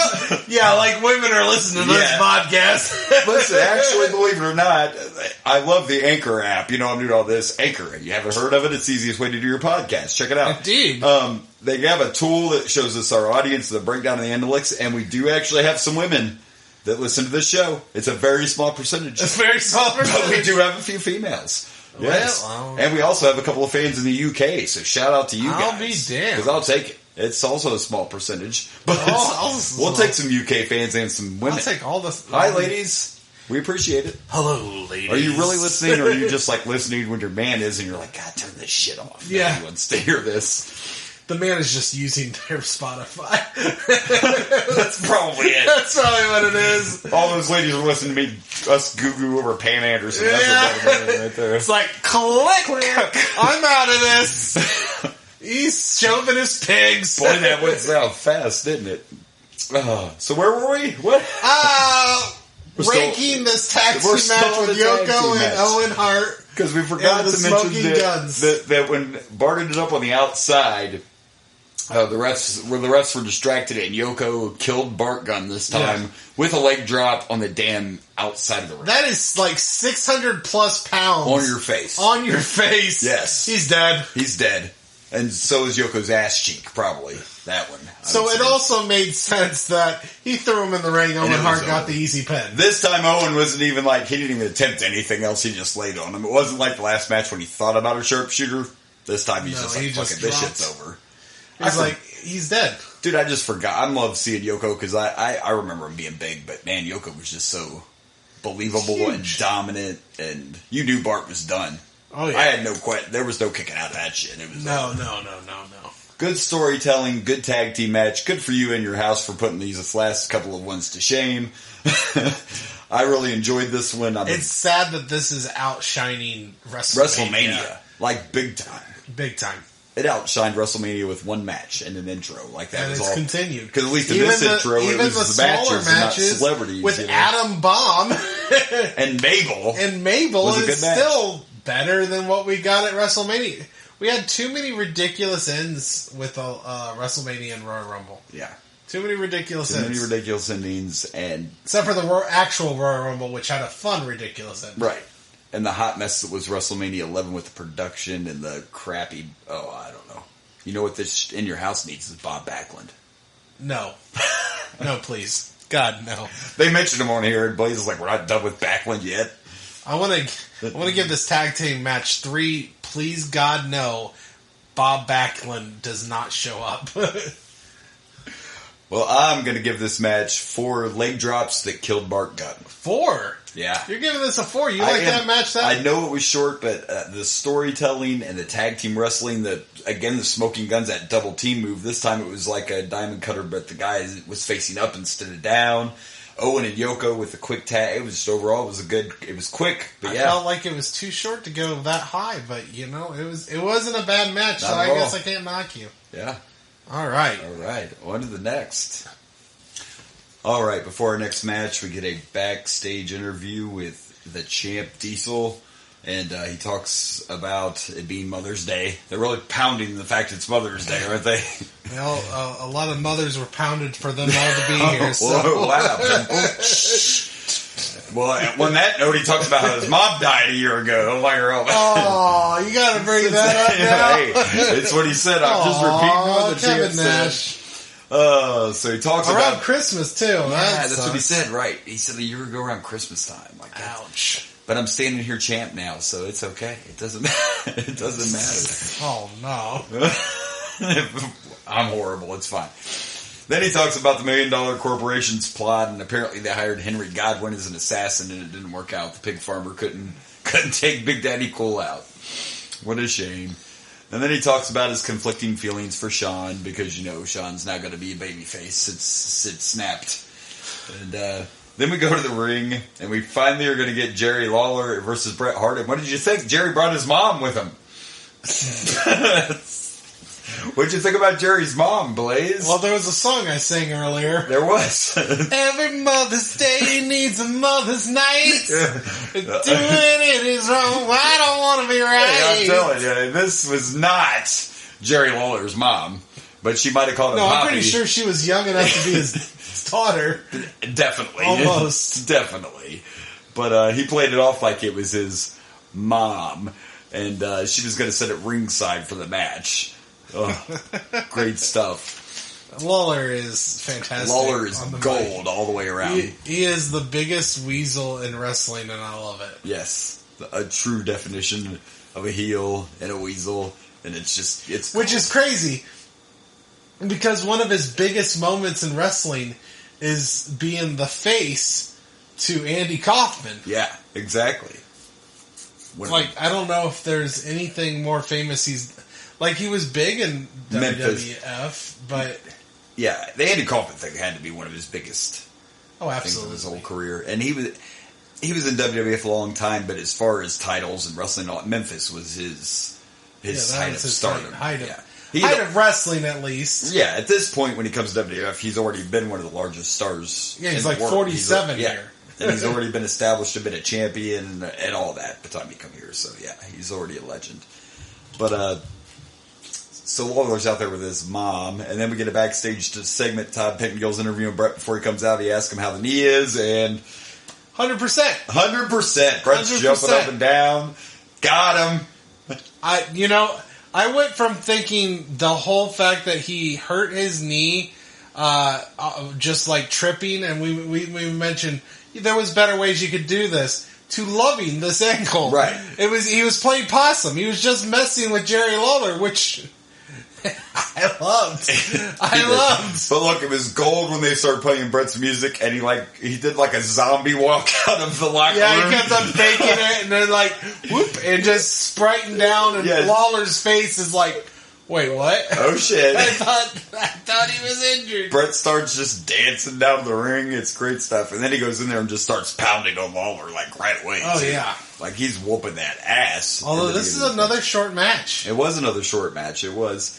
Again, a good story. They're fighting along. Jerry gives Bret a pile driver pretty early, and Bret popped up pretty quick. He almost Hogan'd that shit. Like, fuck your pile driver. I tell you what, every time I see a pile driver, it's scary. It is. It really is scary. But from the, it hasn't happened yet. We haven't traveled back, but it can cause, that's what happened to Stone Cold's neck. I know, that's why it's scary. The bad pile driver from Owen, man. Yeah, it's dangerous, that's for sure. It's dangerous, but, it was a good match. It was very entertaining, and it was going along pretty good. And then all of a sudden, guess who's back? Shinja. Shinja's back. Back again. to distract the ref and be Jerry's now you're friend. being, whoa. I'm the heel here, and you're being very racially insensitive. What? I heard that. Shinja Back again. Back again. That's not heelish. That's just I'm just imitating Shinja. Being culturally insensitive is what you're doing. Don't get me canceled. Which is a very heelish thing to do. Heelish. Hulk Hogan was heelish sometimes. It's fine. Brett was a little heelish in the match. Well, this match. We found out that Hulk Hogan is a heel all the time. In real life. In real life, he is. Maybe I'm that way. You don't know me in real life. I heard that voicemail that you did. Wow, we're getting off track on this one, aren't we? Where was I? Oh yeah, I was being insensitive, is what you said. Mm-hmm. But anyway, he had no business being out there. But here he comes, and he's distracting the ref, and Lawler goes to send Brett into the ropes, or vice versa, whichever, and the ref completely flies over and gets his leg trapped in the ropes. These things happen. Shinsuke is standing there. Shinsuke? I'm sorry. Nakamura? Shinja. Do they all look the same to you, Boomer? Whoa! No, because Shinsuke doesn't wear the kabuki makeup, so they don't all look the same. Oh, damn. That's the only way you can tell them apart. Actually, I'm not entirely sure that kabuki makeup dude is white. So. He might be. Or not white. I mean... Wow, so now he's insensitive. Hey... If there is not an Asian man underneath that makeup, then I'm not the one insensitive, okay? So then Hakushi comes back out again, and for some reason he has a new rag on. Now who's being insensitive? I don't know what that was about. Like, it didn't look right. It looked a little weird that he had that on his head. So he has all these Japanese characters all over everywhere. His face, and the do-rag is what bothers you. It looks weird, that's what bothers you. All these tattoos. It doesn't go with the all tattoos. Down his face. Wait, I don't know. It seemed out of place. Sure. I don't know that this man is the height of fashion. I'm just saying. Well, neither was 1995, I guess. But whatever. Have you seen how many mullets we've had? A lot of mullets. In this, and let me tell you, Todd Pettingill's mullet is like legit. Todd Pettingill has a legit. And then he's got the ear pierced, like he's Sid really, Vicious mullet. Todd Pettingill. Both smoking guns. Guns. Yeah, Razor Ramon. Razor. It was a mullet. I'm sorry, buddy. I mean, but it was. I don't think 1995 is well versed on fashion. Okay. Not really, no, but it's fine. It's fine. Well, with the skull cap and all, Hakushi came out and helped double team Brett. Gave him 2 flying headbutts. And Lawler took advantage of it and won the match. It was Hakushi's revenge for his undefeated streak going down. Yeah. I mean, I enjoyed I enjoyed the story. It wasn't a great match. No. But I enjoyed the story, and I love heels being heels, especially in the ring. Being whiny, doing overselling. Lawler is one of those great ones. The king. Literally. I mean, right now, we don't have Sean here. We don't have, and he didn't really oversell anything in this match. No. But I've seen him oversell some stuff, and he's good at it. But we don't have $1 Million Man. We don't have Sean. And those two, Ric Flair was another one that was really good at selling stuff. We need to get some more people in there. And it'll happen in 96. Yeah, that'll happen. Sean's injured. Flair, I think, is already left to go at this point, if I'm correct. I mean, we haven't seen or Ric Flair in the last couple pay-per-views. Yeah, I'm pretty sure he didn't last. He didn't last long his first run. His second run in WWE was much longer. That's for sure. That's quite a while away. It's a little ways away. Yeah, that's like past his prime. It is. So, what do you rate this? This one, it was what it was. The fake, though, was great, so I'm going to give this 2.5 fake knee injuries. I'm going to give this 2.5. Gotcha, bitch! The best part of the match really was, I think, just the entrance was the best part of the match. And I love the fact I don't remember this in your house. I know I watched it, but I do not remember this stuff. I was dreading this in your house. To be honest with you. So was I. I mean, not dreading because I enjoy doing this podcast. Right, But, I mean, after the last two pay-per-views, one being Royal Rumble, one being WrestleMania, I'm like, there's no way this in your house is going to be any good. We have nothing but crap wrestlers, and then you tell me Sean's not here. Yeah. And we were worried about that fucking production crew from WrestleMania because, good God, no sound, no lights, missing ring aprons. In Your House has had no technical issues. The lighting's been good. And even the crap matches that you would think would be crap matches have been entertaining. Mabel versus Adam Bomb on paper should have been horrible. And it was not a horrible match. It wasn't. No, it wasn't. I mean, there was none of these have been horrible. We've seen some shitty matches. I did 0.5 on a couple of them. None of these have been shit. Well, I think we've done 2. 2 is the worst we've done. Yeah. Out of 5. That's not terrible. No, not at all. Slightly below average, but still, it's outperforming WrestleMania. Outperforming WrestleMania. Your first experimental pay-per-view between the Big Five is outperforming your biggest show of the year. Yeah. With no roster. I'm surprised. Yeah, no roster. They're making things work. One thing they did is they had Bret Hart come out twice. And he could do it, so why not? Yeah. Why not? Do it, Bret. The kid was hurt legit, and that was supposed to be a tag team match, and they said, hey, why not have Razor do it? And again, it was a story. You know, Rhodey's been fucking with him all this time and interfering. The kid had his back, but they took the kid out, and Razor said, hey, I'll do it anyway. I'll do it without the kid, and I'll do it for the kid. I mean, the whole thing is, the story's been great. This is what wrestling, storytelling's part of wrestling. This has had it. Here's the thing, and don't get me wrong, I enjoyed the handicap match, but you bring out Savio Vega. Why didn't you have it be like a mystery partner situation? Exactly. Instead of him just being out there and going, we don't know who this guy is and you don't belong here, but we all know if it would have been real life, the police would have been in there like right away. So, I mean, I'm just saying. You kind of knew that he was going to be a wrestler, But if he really was like a random fan, he would have been getting his ass kicked right away. Like, they would have took care of that. Oh, yeah, absolutely. Very quickly, so. But I agree. It could have been a mystery partner. He could have built it up like, oh, I got a friend from the past. I liked what they did. I think that would have been better. Yeah, but it worked. We just forgot to mention it, that's all. Savio Vega. Well, It should have just been Razor and Quang. These things happen. They do. All right, well, let's watch this main event. Yeah, and let's see if they actually show the giving away of the house. Sid Vicious that excitement. Versus Diesel. Let's do it. Alright, so before the main event, we have to actually give this house away, and I love that they were showing this video of all the entries coming to the arena, and it was an armored car with police security to protect the pieces of paper that are coming to the arena, because it's very important that we don't lose that. Right. And then they do this whole, like, let's stir it up thing and whatever. They got with rakes. It was horrible.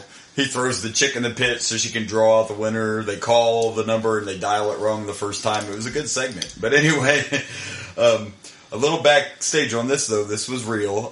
This 11-year-old did win this house, but their parents had just moved to Las Vegas and had no interest in it, so they sold the house 6 months later for $175,000. Damn. That today's like $350,000 in today's money. So, you really did your research. Yeah, that house paid for that young man's college. That's what they did with the money, so good for them. What did he do for college? Good question. I didn't research that. Yeah, he didn't go that far. He went to college. I don't know what he did, but he went to college. And now he's living on the corner. No, I'm joking. Oh, just joking. But he did have, I don't know if it happens on Raw or whatever, but he did actually get to go into the house and have some fun before he moved, when they drove him to there in a limo and the bushwhackers were waiting there to greet him and stuff. It was great classic 80s cheese, but I'm not sure exactly what show that took place on. But then we finally get our main event for the WWF Championship, Big Daddy Cool Diesel against Psycho Sid. And it was pretty good. I mean, it wasn't horrible. It wasn't horrible. It wasn't horrible, but there was a lot of... So, I'm on mixed feelings on submissions. If you're a submission wrestler, a lot of times you're known for submission wrestling, and normally you're pretty good at it, and it's entertaining. Psycho Sid did... Half this match was him sitting on Diesel. With camel clutches. With a lame camel clutch. And it was just like... Psycho Sid's not really selling it. No. Like, there's no selling with those camel clutches. So it's literally you're just watching him hold his he's not like trying to like pull back and make it look painful. It just was like he was sitting on there. So I don't know if I agree with your... It wasn't terrible. It wasn't terrible. It wasn't terrible. No. But there was a little bit too much. For two big men in the ring, there was a little too much submission going on. And it wasn't entertaining submission. Like, you want... I tell you, right here is the gold standard with submission. Kurt Angle lock. Oh, yeah. That looks painful every time he does it. I was a little confused about all the camel clutches, too, and to me, it's either they needed the rest, like they kept running out of breath, or Sid forgot spots of the match. I mean, that's what makes me think, is like, I don't know what to do next, I'm going to go. And like nobody, like you said, it wasn't even, like at no point did I believe Diesel was going to give up to this camel clutch. No. He was just like, let me up so I can do something, dude, like this. I'm getting a little bored down here. I was getting a little bored over here. Yeah, right. But I mean, there was one good spot was when Ted got up on the apron at one point, and Diesel, of course, was distracted, and Sid come from behind and gave him a knee, and he just took Diesel completely out of the ring with a knee to the back. Yeah, well, that was a good shot. There wasn't bad. I mean, there wasn't like no good moments or anything. It's just I felt like it dragged on a little too long with those camel clutches. And believe it or not, this was one of the shorter ones. Like the longest match in this pay-per-view was Brett and Hakushi at 15 minutes. This was 10 minutes and 30 seconds. Well, about 5 minutes of it was camel clutches. Camel clutches that weren't even like intimidating. And I tell you what, and I get it. I mean, Diesel, Sid Vicious, both really big men. But it was like the power bombs were a little weak looking. Two big men doesn't always work. Yeah. And most of the time, a big man's better off with a smaller guy. Yeah, the smaller guy normally makes it more entertaining. Yeah. Seeing him overcome the adversity of the big guy and everything like that. And so, but this is more Vince McMahon, and you think, after the steroid trial, you think he would get away from the big man, but no. Now he wants to push Diesel as champion, and in Vince's head, Diesel's opponents need to be giants. He needs people that, and I guess it's a matter of perspective. I mean, I believe, it's believable Sid could beat Diesel. That's believable. Sid was always a great character, and especially in WWE with the music, the promo that he gave before the match was just... really reminded me a little bit of Jake, because it's so quiet and a little crazy. Not quite as crazy. I said it reminded me of the Warriors. Like Blazers, like it's not that far out there. No, it was a weird promo, but it wasn't like his cadence was interesting. Yeah, the fact that it was quiet and slow and sounded like a psycho talking to you. He just kind of sounded. He just didn't know what he was talking about. Yeah. It seemed like. Here's the thing about, and I know this from just all the podcasts I listened to and research, the thing about Sid is, in a way, Sid was like Brock, to where all Sid cared about was actually making money. Like, Sid wasn't in the wrestling, and he wasn't in love with the wrestling, if that makes sense. He's so if it looked like there was lack of guy, so if it looks like there was lack of effort, there was. That's why, like, Sid just had that reputation of, yeah, he was a big man, he had a great look and everything, but... Like, for example, he played softball, believe it or not, this big giant man. And he would miss shows. He would miss wrestling commitments because it was softball season. Yeah. I heard... They gave him the cool, scary music. Bruce Pritchard told a story about how one time Sid didn't even realize that the event he was going to wrestle at was fucking Wrestlemania. Yeah. Like, he showed up that day and he was like, oh, it's Wrestlemania, cool. Cool, I'm at Wrestlemania. I suppose this is awesome. So Sid was kind of a detached star that just wanted to, make that money. I think if he was more into it, his career probably would have went even farther. Yeah, maybe. But you're about to, like, we're getting ready to see Sid's big run come up soon here in the WWF, but not today, because we couldn't get a clean fit. I thought it was such a good show, and I thought we were going to make it, but by golly, we couldn't make it. We couldn't make it through a full pay-per-view with no dirty finishes. Yeah. We get a horrible powerbomb from Sid, and then he thinks he can pose for 20 minutes before he pins Diesel, so you knew it wasn't going to be the end. Like, he's got to sit there and go, yep, that's it, I'm God, blah, blah, blah, and then he pins him and he kicks out, and then Diesel returns a not as bad powerbomb, and you think it's over. Nope, here comes Tatanka to fuck everything up. And it's a disqualification. Oh, yeah, they found all the bugs. And I'm there were bugs everywhere. So they all had to take them out. So I'm sitting there going, like, who's going to save him? Sean's not here. Aldo Montoya's already gotten taken out. Who's going to save him? And it was Bam Bam. So I'm totally wrong, because during the match I told Blaze I thought Bam Bam was already gone, but he's not. He just turned face because Sid also kicked his ass. Sid took his spot in the $1 Million Corporation. So Bam Bam's out for revenge. I mean, do you want Sid Vicious or do you want Bam Bam? Sid. Maybe not so much now that I know this backstory about him, but... I mean, Bam Bam used to be a badass, then he lost to a football player. So... yeah, well... yeah. So, I mean... This might be the low spot of the night, but for an overall good pay-per-view. Yeah. It's possible this was the... It wasn't... I mean, it wasn't ruining this pay-per-view or anything. No, but it was just kind of boring. It was just, it was slow, it was Sid boring. would have been a little more selling and into it. Like when Sid was beating on Diesel, he was selling it. He was even trying to sell those crappy camel clutches. Was he, though? As much as he could. Sid just looked like, are we done yet? Yeah. Is this over I will get the one thing I will give Sid Vicious, even with the camel clutches, Sid Vicious has some great reactions. He does have good facial expressions. He does. Yeah, I enjoyed the facial expressions. He's just... It didn't seem like he cared to make those... Stay away from And if you're not submissions. going to try to sell a submission move, it's boring. And they looked Submission awkward moves too can be because very like boring. Diesel wasn't even like flat on the mat; he was on his knees. So then it was like a doggy style camel clutch. Like I don't know, it looked like he was riding horseback. Yeah, it really did look like Sid Vicious was riding Diesel, and that's on a different pay-per-view with the scrambles. I downloaded the wrong in your house. Yeah, in your house. In your house. So it was just stay away from submissions if you're not a submission wrestler, and don't download the wrong in your house. Sid was trying to go through the back door of your house. Again, that was the wrong one. You downloaded. Hey. So hey. It is what it is.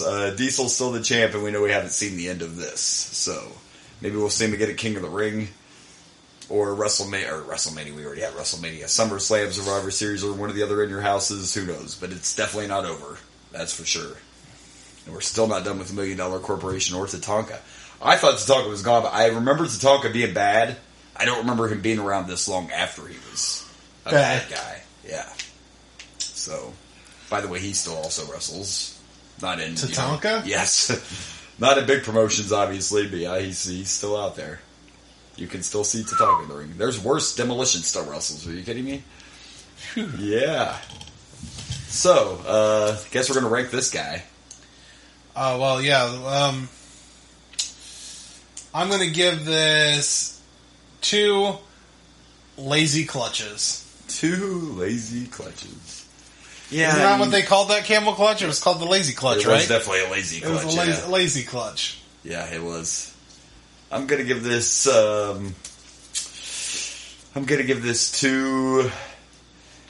Tatankas. 2 Tatankas. 2 Tatankas. Ugh.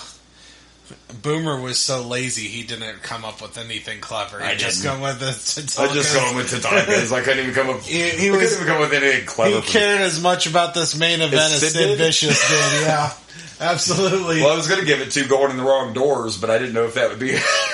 I mean, we already made the joke. Why We not did. continue it? Plus, it's a podcast, so it doesn't fucking matter. Yeah, we don't fucking care. Yeah, if your kids are listening, that's your fault. I put a damn explicit tag on a reason. That's right. For a reason.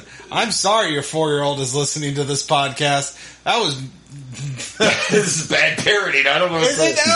Maybe it's not bad parenting. Maybe they should just learn If now. you're a parent that doesn't care about your kid hearing this, then more power to you. That's your child. Yeah, and I'm not gonna take the listeners. I'm not gonna talk shit about your parenting stuff. Hell, as the podcaster, hey, I welcome 4-year-old Billy.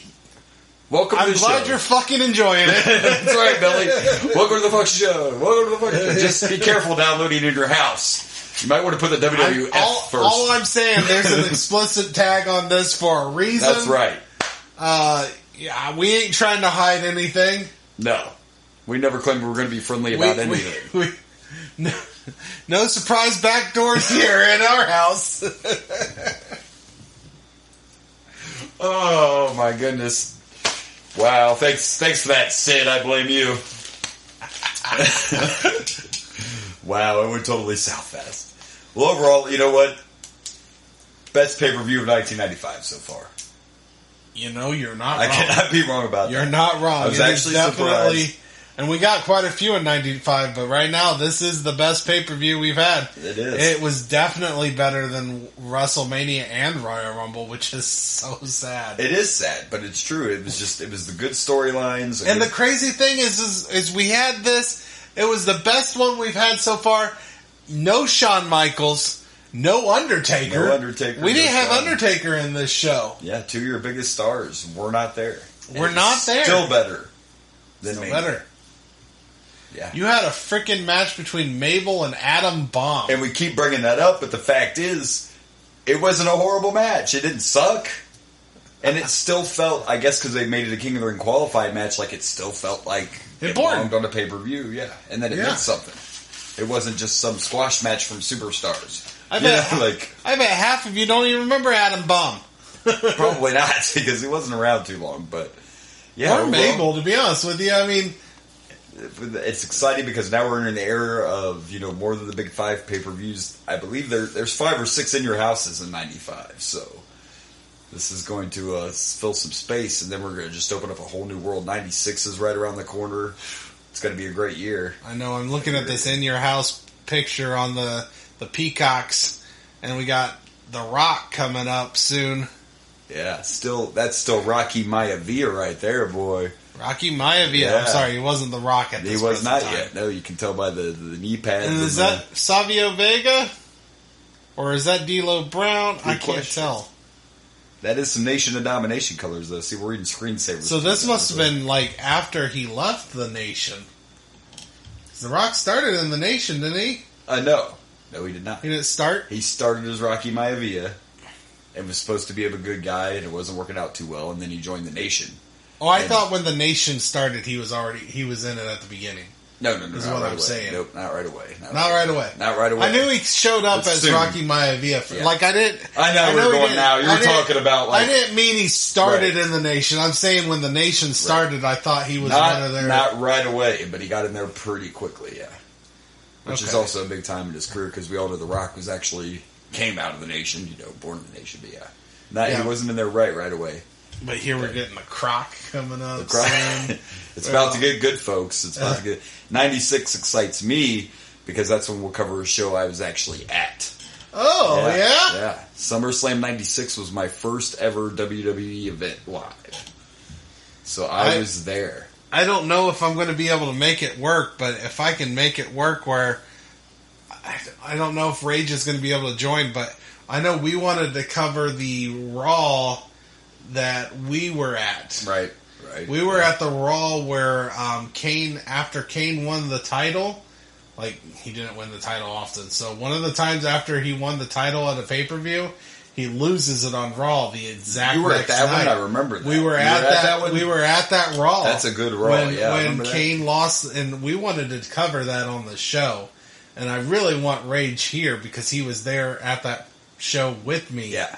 And I'd like to watch it with him. I don't know if he's going to be healthy enough to do one show, but We'll see when we get there. I can't remember when that is. Yeah, we'll have to look. We got to get Kane to show up first. Yeah, we got some time before that's going to pop up. Yeah. So hopefully he'll be feeling a little better and maybe join me for that Raw special. Because we're gonna, if we can make it happen, we'll be covering that Raw. Definitely. If we can make it happen, we're gonna have Rage. We're gonna have Rage in here once in a while. We're gonna get him back in here for sure. Absolutely. All right. Well, we made it through our first In Your House, and it was good. Right. Well, I enjoyed it. We got a few things we could talk about. We do. And then we got to plug some pluggables. That's not what I'm talking about. That's about. not what you're talking about. He's giving me a look. Best match of the night. Oh, yeah. We got matches to do. Yeah. What is... Best and worst. Yeah. Where are we going to start? Best? Well, of course. Of course. What was your favorite match of the night? I actually got to think about this, and I haven't had to do that. The last few pay-per-views have been kind of pretty quick and easy to do. Yeah, no, I've been trying to think of it as well. But for me, and I know you were surprised about my rating, and I know it was quick, but my favorite match, I think, was the tag team title match. Tag team title match? That really was my favorite match of the night. It was just good classic tag team wrestling, and it told a good story, and even though it was quick, I loved the entire presentation of it. So I'm going to go with the tag match between the Smoking Guns and Yoko and Owen. All right. I've been trying to think of this. Quite honestly, I think my favorite match of the night was the handicap match with Razor Ramon, Jeff Jarrett, and Rhodey. I mean, we got to see Rhodey wrestle for the first time. First time, yeah. And we got to see a definitive finish with the finisher. We got to see the Razor's Edge. I mean, there was fun shenanigans that happened in it. I think that's my favorite, actually. I can't argue that. And like you said, at least, I mean, he didn't win the title, but at least for once, Razor got one over on Jeff Jarrett. Yeah, it's crazy that we've been praising this pay-per-view, and my favorite match is actually with Jeff Jarrett. Right. Fucking Jeff Jarrett. Right? Yeah. Nice. So yeah, that was my favorite, is the handicap match. No arguments there. That's for sure. And so, worst match of the night is actually a hard. This is actually a hard pick to make. It is. Because I didn't hate any of the matches at all, and I might even shock you. I don't know. I'm leaning towards the main event being the worst match of the night. And the reason is just all that no-selling, slow camel clutching. Like, I think Adam Bomb and Mabel might have been a little more exciting than the championship match was. Well, I think it's definitely between those two. Yeah, absolutely. Yeah. Mabel and Adam Bomb, or the main and with event. The not a clean finish. Yeah, I mean, I'm going to go with the main event. I'm kind of leaning towards the exact same thing. The main event between Psycho Sid, and the finish was I mean, for a main event, it was kind of a weak finish, and it was slow. It was slow. When you have a 10-minute match, and 5 of those minutes is a boring submission with guys who don't do them, like you pointed out. And I am not, for fans of submission wrestlers, I am not trying to bash submission wrestlers. No, it just doesn't fit. It just didn't fit in this match. That's all. If it would have been, Ric Flair and Kurt Angle, you could have locked all you wanted. Whatever. Dean Malenko, the man of 1,000 holes. It's just two guys that didn't do submissions at all, that were big. The thing is, I'm picky. That's my thing. It's not that I hate submissions. I like submissions. But I'm picky on those submissions. If you're going to do a submission, you got to do it right. Otherwise, it's just boring. And we're just watching you. Because, I mean, the thing about wrestling is, you have to sell it. Yeah. You have to sell the moves that you're doing. And if you're not selling that submission... And even and the other problem with this match, though, even with those two big guys, can you even make it believable? Like, why am I going to believe that Sid is going to hurt Diesel camel clutching him? You know what I mean? First of all, Diesel's bigger than you. An issue, right? You guys are both big guys, but... It could be an issue right there, but... Yeah. At least with, like, the bad power bombs, which, in fairness, they're two big guys. That's going to be hard to sell those power bombs. even with those, at least that looks hurtful. Right. I mean, At least they look you're painful, still being yeah. slammed to the ground. It's not the same with a submission. If you're doing a boring submission You have and you're to- not selling it, it's all you're doing is dead air. We're just watching you sit on a guy.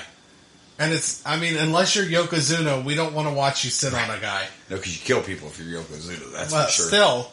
But if Both smoking Yokozuna's guns are now just dead. sitting on a guy, that's going to look painful. Oh, yeah. I don't know how you fake that.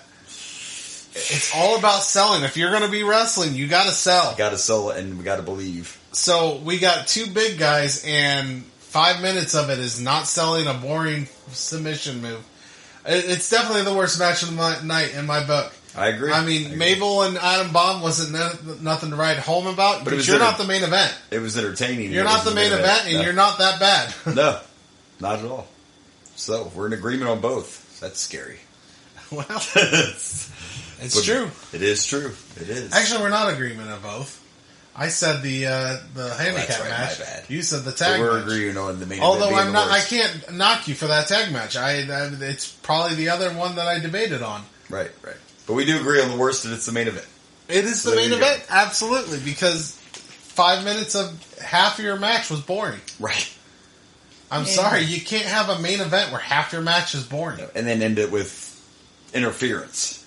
I wouldn't even cared about that. I mean, if you're telling a story, this isn't a WrestleMania. You're telling a story at a brand new pay-per-view, that's fine if the rest of your match is entertaining. It was more entertaining when Diesel was in control. And then as soon as Sid took over, it was one big move and then let me hold you in a sleeper forever. Or a camel clutch, whatever the hell he was trying to do.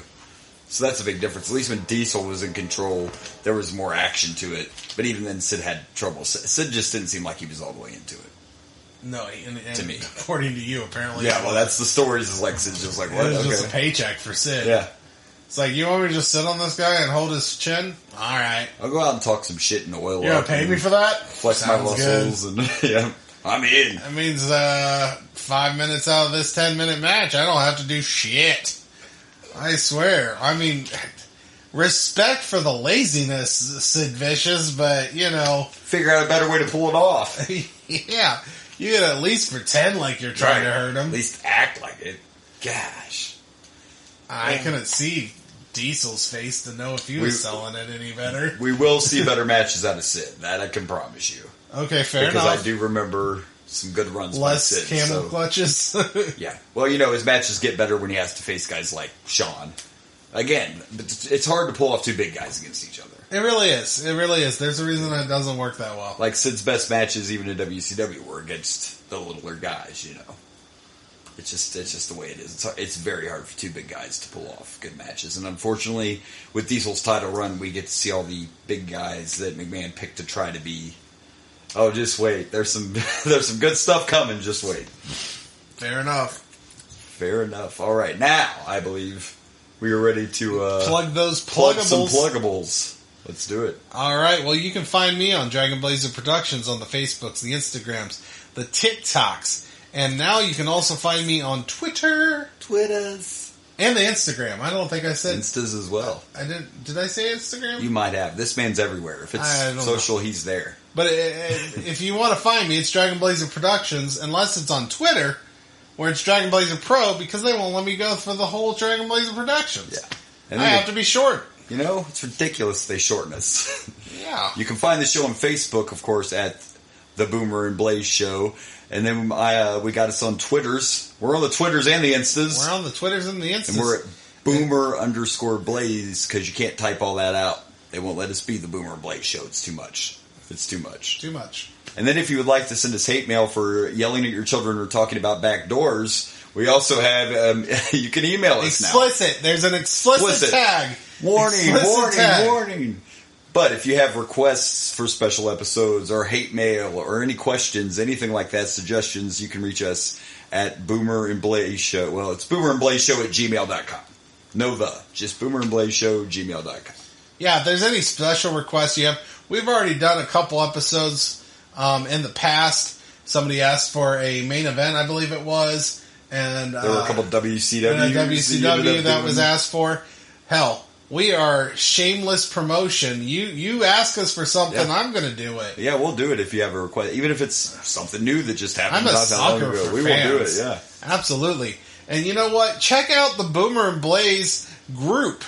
The Boomer and Blaze group. Boomer is throwing out all the information. He finds out something going on, like CM Punk gets fired. He hasn't got fired yet, so he hasn't told us about that yet. No. Because it hasn't happened. Hasn't happened. I assure you, when it does happen, it will be on that group. I'm telling you, it'll be on our Facebook page. I try to put as much on there as I can. It's very active. I break news sometimes. I'm just telling you, I do break news sometimes. Yeah, he's been giving us the information. Giving us the 411, so that they used to say back in the day.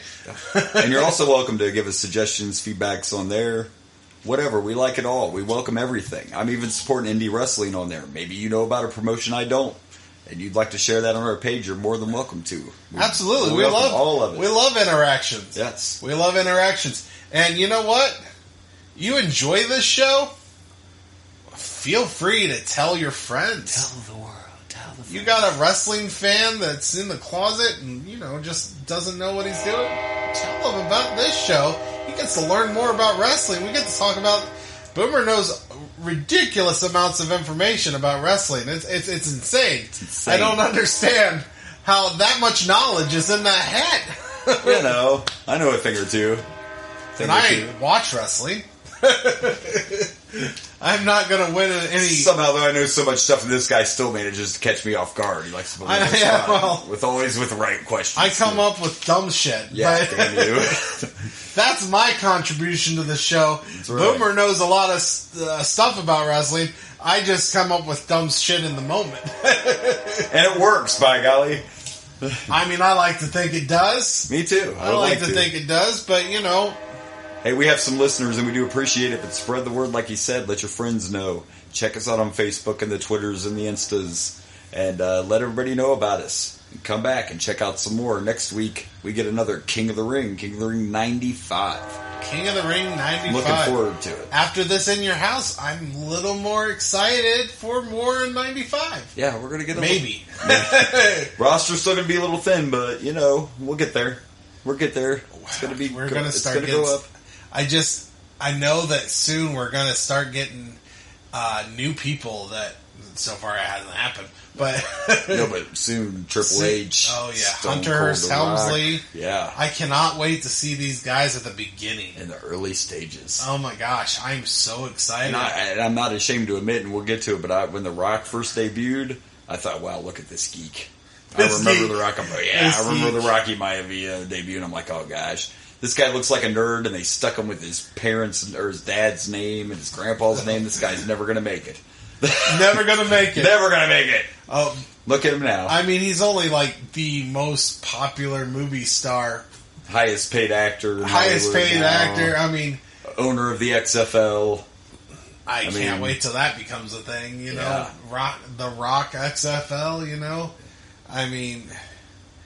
It's insane that a wrestler that we watched growing up is one of the most popular actors in the world today. And owns a production company and has a clothing line and energy drinks and XFL. And when's it going to end?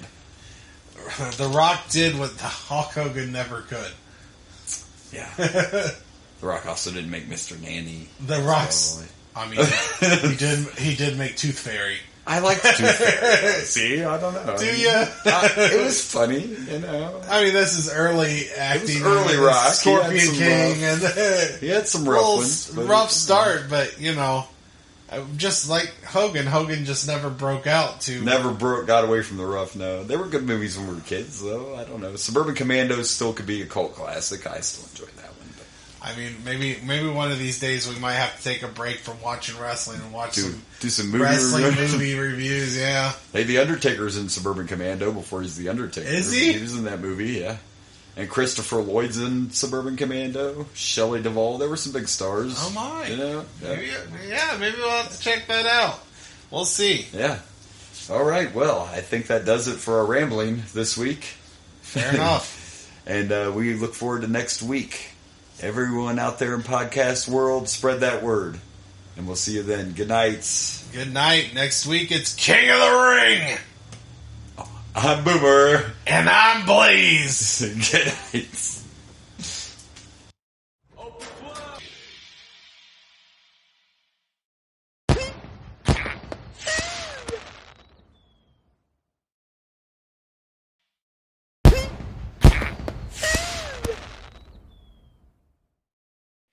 Hey everyone, I'm Steven from many different podcasts like Drunk Like Me, Pro Wrestling Apologist, The Rage and Blaze Show, and of course, That Got Dark.